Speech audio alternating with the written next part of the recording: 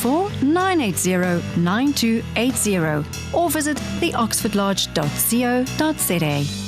Hi there folks, Michael Heath here from Heath & Wenzel Optometrists. We've had the privilege of serving your family's vision needs since 1957 and will continue to offer the best vision solutions, from the latest in diagnostic and lens technology to vision therapy and everything in between.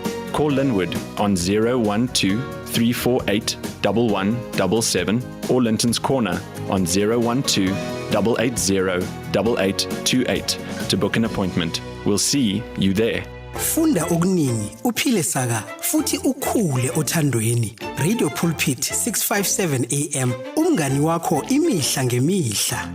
It is Radio Pulpit, your daily companion. We gave you a back-to-back, a Passion, Christian Stanfield, and who is it? It's Melody Malone, and the title of the song is God, You're So Good. And before that, Ronnie L, Your Love. And family, I did say that when I come back, I'm talking to a Sassa representative. I'm talking to Tsietsi Mathe. Say Michael Tsietsi Mathe is on the line with me. How are you, sir? Good morning to you. Good morning to Radio Pulpit team. Good morning to the listeners. Yes, I'm happy to be part of the interview today. I can tell. Education and awareness. Yes. I can tell. Your voice is so exciting. And so people have been asking questions. We've been reading about the biometric enrollment system, and people are like, what's happening? And so I think we got questions, and I have even said to family members, if they do have questions around this topic or maybe something around the grants, that Mathe will be here to respond to them. So, and refer them if he has to refer them. So, thank you so much for talking to us and also creating this time where we can talk about such. But we understand there is social grant reviews. Can you just please explain that? Put it on the table for us, simplify it for us. Why is this happening? Yes, that is correct. Reviewing social grant is an ongoing process. Remember, we are guided by social assistance legislative framework. Yeah. So according to Regulation 30 of the Social Assistance Act, all social grants are subject to a review whenever there is a reason to believe a beneficiary's circumstances have changed. Now, in accordance to that legislative framework, beneficiaries are also required to fully disclose all sources of income during initial application. They are also legally required to inform Sassa of any changes to their financial circumstances. You might remember that some beneficiaries might have qualified for grant in the past, but their financial or personal situation might have changed, making them no longer eligible. Okay. Now, where we need to get into details or give clarity on is on the financial circumstances of beneficiary, because many think that the only time where we say this is a source of income is when they are permanently employed. Okay. They forget that even if they are employed as interns, they are employed on learnership, and they are employed in a contract basis. That to us is a source of income. They need to present themselves so that we can be able to update their records on their financial position. I think now on their personal information, it's very much important that they need to understand that Sassa is of the mind to say contact details are so much important. Okay. Addresses of beneficiaries are so much important. Once they lose the contact numbers, Sassa, because of it sends notifications through their contact details, then in this case, we might not be able to reach out to them. So that will then disadvantage them when it comes to doing the social reviews. So we always are inviting beneficiaries when it comes to their financial and personal details to always monitor them themselves and update Sassa as and when it is required. Because this process helps us to ensure that only eligible beneficiaries receive grants and that their records are accurate on our database at all times. Okay. Yes. So now, how does this affect, let's say, a family where they have the parents are the ones receiving that pension for their disabled child? Does that also affect their salaries as well? We'll be checking that. Will Sassa be checking on that? For all the grants, we do the means test, except for foster care grants. Okay. So it's very much important that they need to subject them to the means test so that we can be able to ascertain as to whether they qualify or not qualify. So once we do that calculation, we go through the whole process, then the outcome will then determine as to whether we need to continue paying the beneficiary or we need to stop the grant based on how much they will be earning. The parents now in this case. The parents, yes. So what's the difference with the foster care? The foster care is the ones that we say they have no parents. Yeah. They have lost their parents. Yeah. So now that process, it goes through the process of the court. Okay. Now the court will give us the order as to whether the parents, the ones that are taking care of the children, are qualified to become foster parents. Okay. Now that one, it has no means test at all. Until the child turns it's of 21. age. Okay. Yes. Okay. Ooh, yes. I love the age of age number 21. But you must know that after the child turns 18, that will be informed as to whether the child is still schooling or not. Okay. Because once the child is no more on the school system, then they might not be able to continue. We might not be able to continue paying the foster care grant for that parent. Does it affect tertiary when they're going to tertiary? As long as they are schooling until the age of 21. Yes. All right. So even if they are in tertiary schools. So what is the new Sassa biometric system, or what does that mean for South African beneficiaries? This is very much interesting, and this is a new development which brings so much concern to many beneficiaries as to what is going to be the next step. Yeah. Yes, Sassa to use mandatory fingerprint and facial recognition for new grant applicants. And that will also happen with existing beneficiaries. I'm talking about the beneficiaries that are on our system that are currently receiving social grants. Now, all the grant applications, this one they need to understand. All grant application captured and approved from 1st September onwards will include biometric fingerprints enrollment or facial recognition through our electronic system. Now, application without biometric data will immediately be put into review cycle, notifying the client on the need to capture biometric and the review process. Remember, on this one, we might have technical glitches. Now, technical glitches might not necessarily mean that we need to stop processing grant applications. Okay. Because clients must have the right to have an access to social assistance, including if they are not able to support themselves and their dependents. So this should not put on hold for us to say we need to continue with an application. But they need to take note to say they will be called to come and then do the review.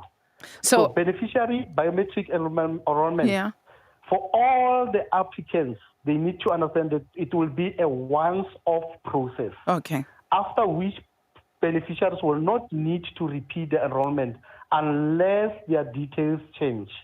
Now, where we are now, all the infrastructure and tools needed to implement this new initiative has been installed in all offices across the country. Staff has been trained throughout to ensure readiness and efficient implementation of this biometric enrollment. So it's not only going to be beneficiaries using the biometric We just system. missed what you said. Even the employees. So sorry, Tate Mathe, you said it's not just going to be the beneficiaries, and we missed what you said just after that? Okay, it's not only subjected to applicants. Oh, okay. So even the employees, we are using the biometric system to log into the system instead of using the password. We are using the biometric, which gives us an access to the system that we need to use. So now the beneficiary biometric enrollment is coming when Sassa was already ramping up its effort to improve its system so that it can be able to detect and root out any element of fraud. Yeah. So this process will definitely, going forward, this process will make it harder for fraudsters to exploit the system.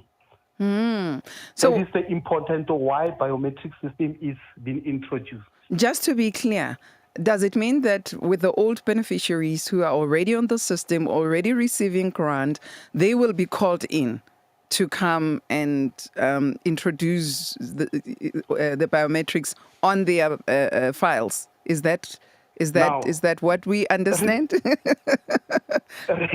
Remember now, we have almost more than 12 million grant recipients currently. Yeah.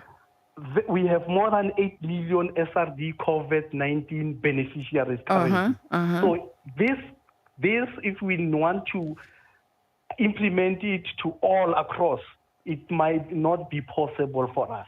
Yeah. So now what happens is the target groups for us will be the new applicants. So it means all the new applicants will have to go through this process of a biometric enrollment. Okay. Now, we have another scenario. We have those that we have identified for a review.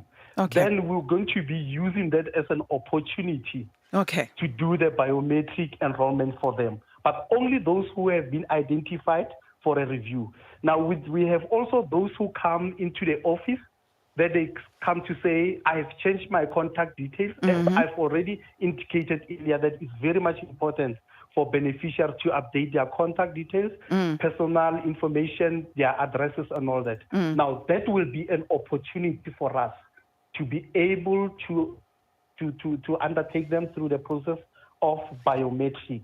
So, but at the end of the day, the time frame has not been given yet, but all of our beneficiaries will have to do a biometric. They will have to do a biometric enrollment at the end of the day. Okay. So it's important. What we want to emphasize is that all the applicants and the beneficiaries, they need, this one we plead with them to say they need to get the smart ID card. Right. Because those old book ID, the green ID documents, they are so much vulnerable. Okay. Anyone can be able to do the fraud with it. Anyone can do anything with it. Because remember, the photo on that ID book is able to come out and somebody is able to put the new, his own photo there. And then that is why, at the end of the day, when they come to Sassa, we find duplicate IDs. We find IDs that has been fraudulently used because of that. So we plead with them to say they need to start to make sure that they get the ID card. For all the persons, the ID card is for free. They need to make sure they do this process. All right. But now there's a lot of that has been said where fraud is concerned and Sassa is concerned. So what measure is Sassa taking to prevent fraud and abuse within the system? Yes. Now, the introduction of the beneficiary biometric enrollment is one of the effective tools and instruments to ensure zero corruption and fraud take place. Okay. 2, Sassa has identified efforts to regularly identify and verify beneficiaries on monthly basis via integration and verification with foreign systems such as Home Affairs.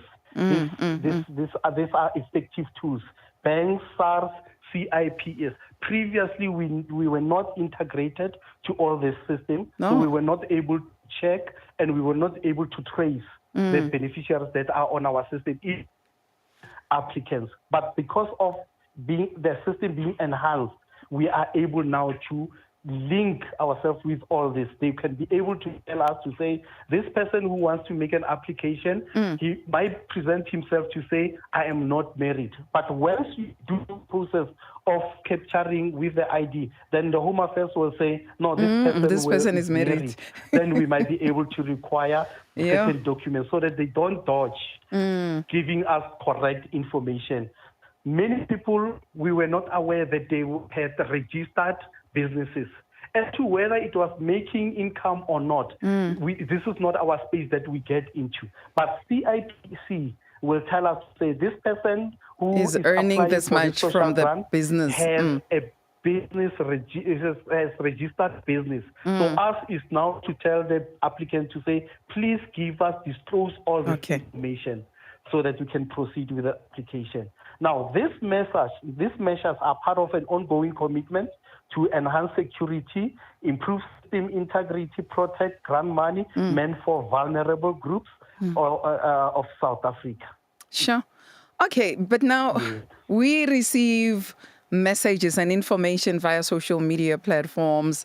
Sometimes you open your Google account and then there is news. You're not quite sure which ones should you believe or not. And I've heard people asking themselves questions because I remember also reading this part from another newspaper that I won't mention on Google that said, if you're a beneficiary and you're not registered via the biometric system, then forget about receiving Sassa. So what advice do you have for beneficiaries who come across information about social grants on social media platforms or other platforms?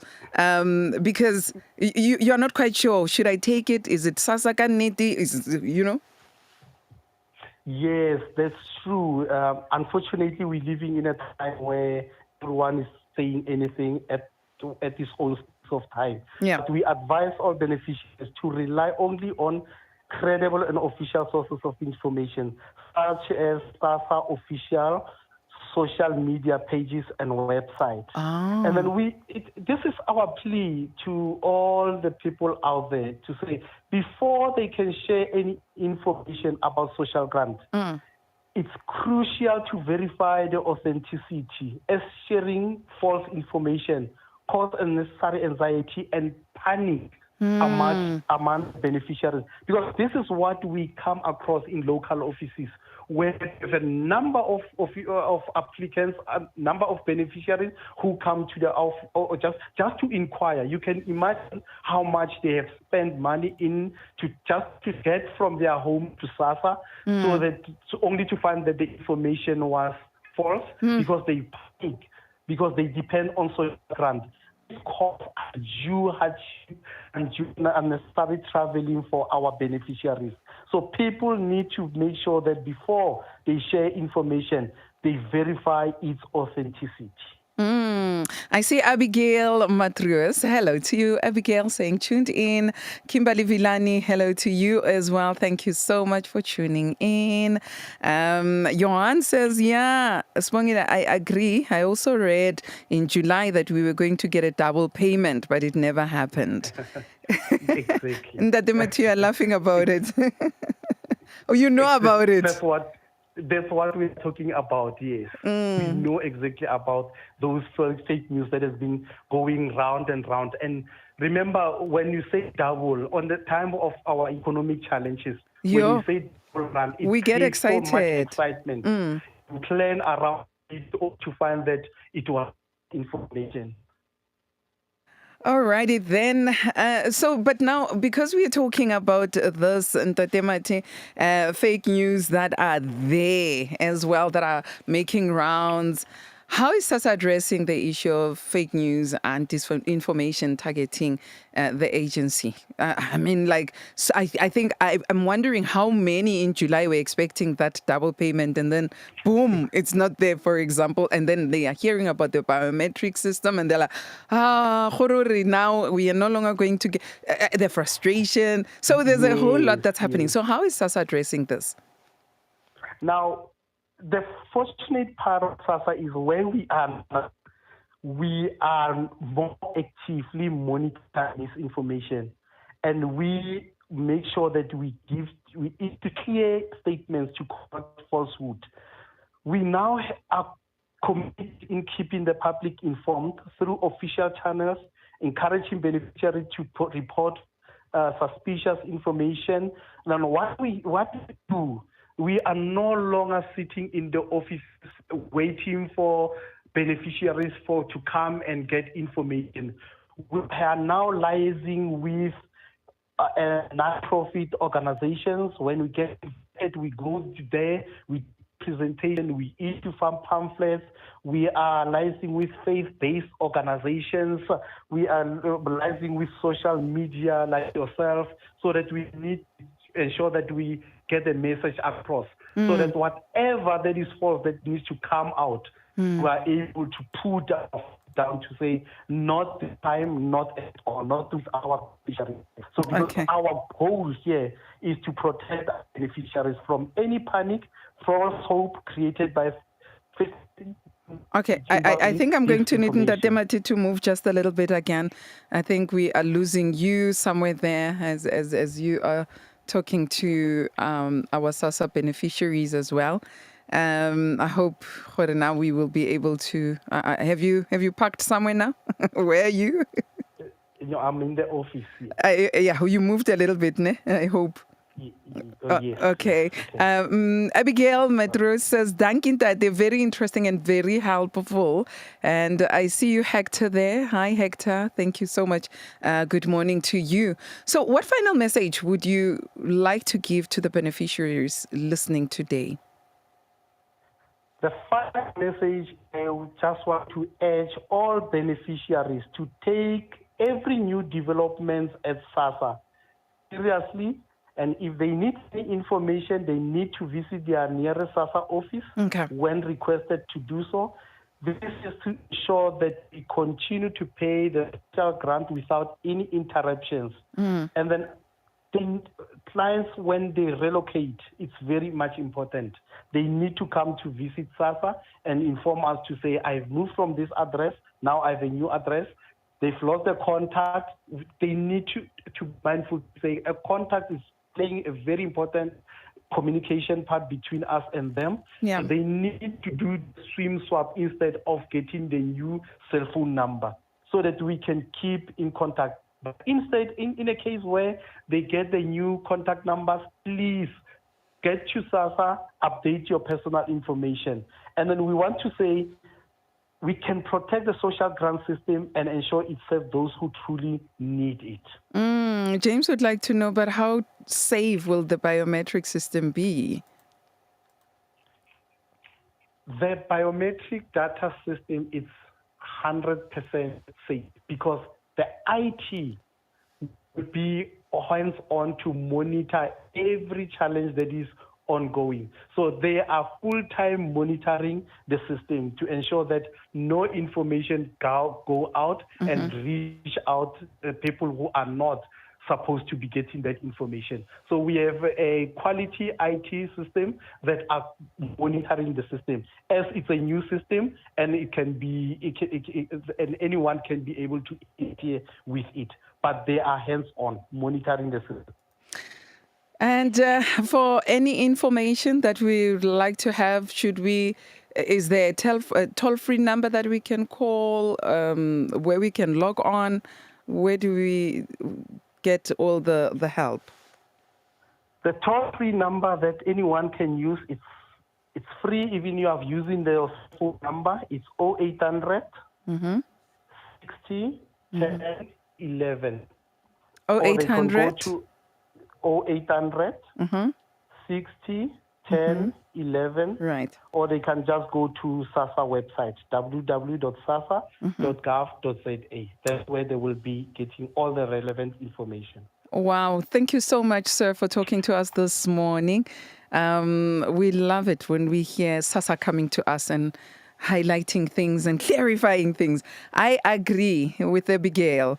This is eye-opening. This is helpful. And it helps ease us down. Hi, team. Greetings to Mr. Mathe. Thanks for being our ambassador from Tsietsi Mathe, Sassa Sebokeng. Umamethu. Umamethu Sebokeng. So Thank you. thank you so much, Ntate Mathe, for talking to us, and thank you for highlighting these. I think a lot of the beneficiaries now are at ease. They are more relaxed after all the news that have been going out. May God awesomely bless you. Yes. Thank you for talking to us this morning. Thank you. It's my pleasure that I'm part of this. Yes. And yes, my family, do remember that Sassa is saying to you and I, paying the right social grant to the right person at the right time and place, njalo. And do not forget that you can go to their website, the Sassa website. Alternatively, if you'd like to call them, 0800 60 10 11. In a world where schools often focus on academic performance but forget about character development, it is no wonder that our children find themselves